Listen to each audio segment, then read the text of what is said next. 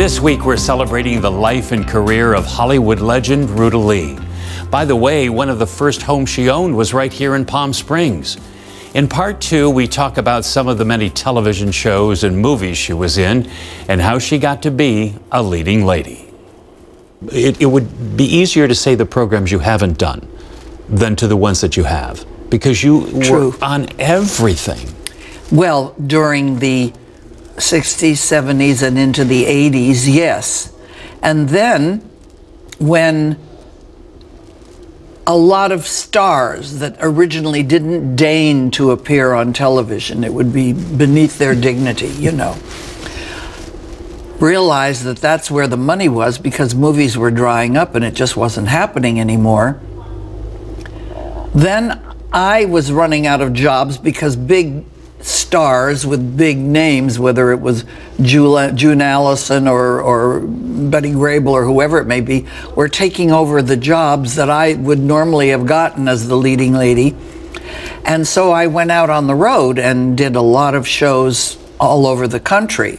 And that was a great experience.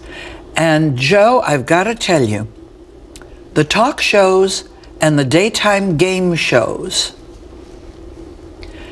made me an entity that wasn't a character, you know, that I was playing, but people got to know Ruta Lee and either like or dislike Ruta Lee as a person. And it was so exciting to have someone come backstage after the show and not think of me as, ooh, Marilyn movie star, but as Ruta. So people got to know you as a person rather than as a character. But you've played some incredible characters. Oh, yeah. My very first movie is, needless to say, my favorite movie, and that's Seven Brides for Seven Brothers. And people still refer to that, and that still holds up so beautifully in the business, you know. That's run all the time.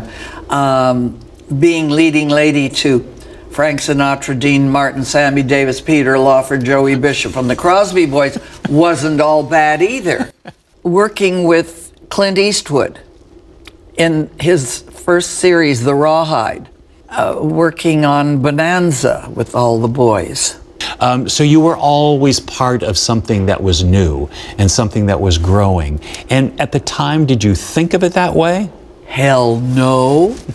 I was too young and too stupid to realize how blessed and lucky I was. I mean, I got to work. My first huge disappointment in show business, other than not getting a job, let's put it that way, was getting a job, working on it, and then having it gone from the movie, which was anything goes. And I got to spend time and got to know Frank Sinatra and Mitzi Gaynor and Donald O'Connor and Jean Mayer. And I was very slinky in a black slinky gown in a party sequence and had some smiles and whatnot. And I guess that party sequence wasn't necessary to the film. And I went to the opening and I went, where did everybody go? What happened? I went home in tears, you know, because it was all gone. You know, everybody thinks that because you work in Hollywood that you know everybody in Hollywood. And I think a lot of times it comes across that way. But you have become friends with so many of these people. Lucille Ball was a good and dear friend. How did that happen? I originally met her at the racetrack in Del Mar. They were big race people. Yeah. And I happened to be wearing a polka-dotted skirt, and polka dots were almost her insignia, you know. She loved polka dots. And I thought I was died and gone to heaven, you know, to be seated with Lucille Ball. And you were on her show a couple of times. And then I was invited onto the show, and she paid me a great compliment when asked by the press. She said, not only is Ruta talented and knows how to work the system, meaning the 4-camera system, but she's also a very good broad. And coming from Lucy, that was a great compliment.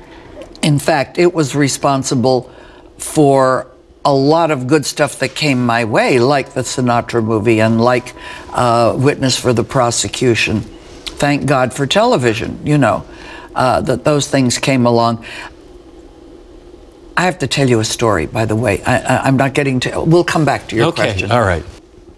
I was invited by a former Palm Springs resident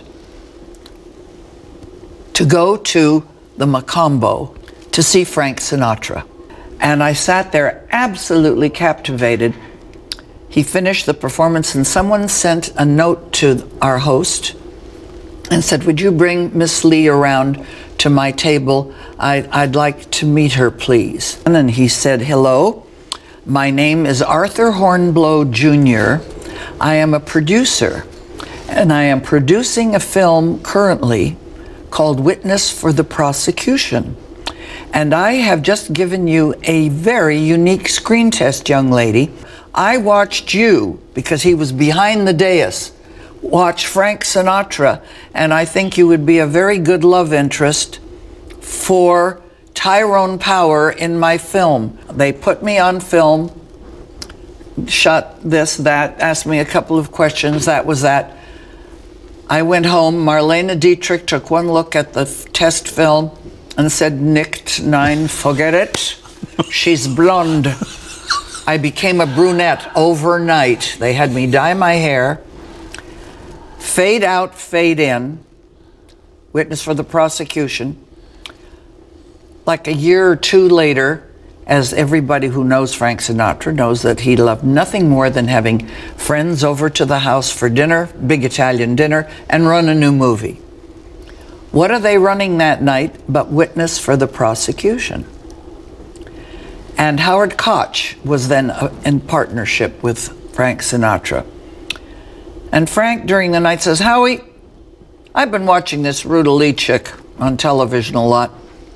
What do you think about her for one of our upcoming movies? And of course, I've worked for Howard many times, and he said, Frank, you just happened to pick one of my favorite girls in the world. That's how I got to be leading lady to Frank Sinatra, who never knew that I got the job that got me the job with him because of him. I tell you, happenstance. Is that serendipity? That is. Is that the dear Lord working in mysterious ways? Yeah. What a career that hasn't stopped. In part 3 tomorrow of our conversation, we turn to the one great love of her life, her husband, Webb Lowe, who passed away earlier this year.